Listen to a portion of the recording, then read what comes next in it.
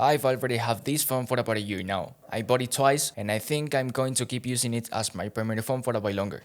So, will it be worth it in 2023? How are its cameras and battery life? I'm Sergio from Tecnideas and this is my review of the Samsung Galaxy S21 in 2023. It's been 2 years since its release, but it still doesn't look very old. The plastic construction was the worst mistake Samsung could have ever made with this phone, but at least it is very resistant to falls. The hand feeling is good, the frames are made of aluminum, and it fits very well in the hand as it is a compact phone. It has a 6.2-inch Dynamo OLED screen with a 120Hz refresh rate. It's very responsive, sharp, and its vibrant display will give you a good experience during the day, whether you're playing games or watching content. The maximum brightness is good, but on very sunny days, it doesn't seem to be enough even though it's supposed to reach 1300 nits. The phone was sold with the Exynos 2100 and the Snapdragon 888. The performance is still very good to date. It can run any Apple game that you want to download. I tested two phones with both processors, and while the Snapdragon has improvements in performance, battery, and cameras, it is not an incredible improvement with huge differences as some people may make you believe. If you can get the Snapdragon version, that's fine, and if not, it's also fine. Inside the S21, we got a 4000 mAh battery, sufficient for the day without demanding too much from the phone. With everyday use, alternating between social media, multimedia content, and some games, it gave me an average of 6 to 7 hours on the screen. Also, it has a 25 watts charge, and with it, I was able to charge the phone from 0 to 55% in half an hour, getting fully charged in 1 hour and 10 minutes. It's good. It has a 3-camera setup. The main camera has a 12 megapixel sensor, an ultra-wide angle camera also 12 megapixels, and a 64 megapixel camera uses a telephoto.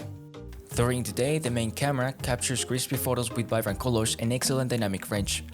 It performs great in almost any scenario, and it's impressive how versatile it can be. It's one of the best camera phones I have tested to date. The ultra-wide angle camera also has a great performance during the day.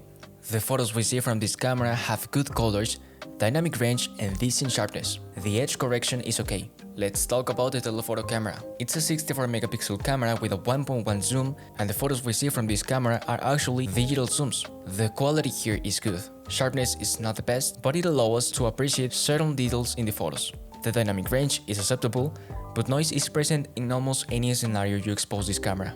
The front-facing camera captures good quality photos with autofocus. The skin tones are good, it has a decent sharpness and good exposure. Even in a slightly complex scenario, it will try to expose your face well.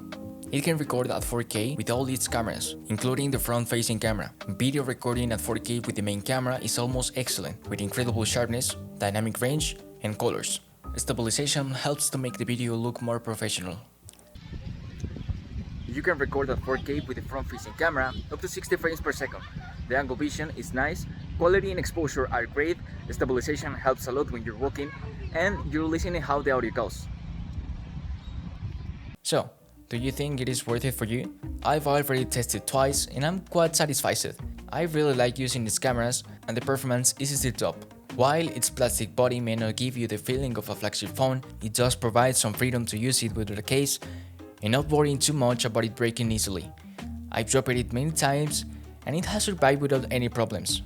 And that's been my review of the Samsung Galaxy S20 in 2023. Let me know what you think, and if you already have the phone, share your experience so that others have more opinions besides mine. Thank you so much.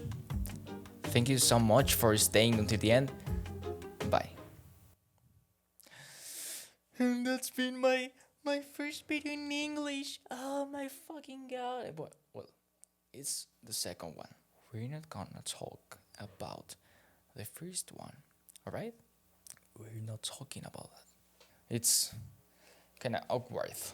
I'm used to talk in Spanish, so it's kind of weird. I even don't talk to anyone in my life in English, and I'm talking right here in my room like a fucking freak or something. Bye.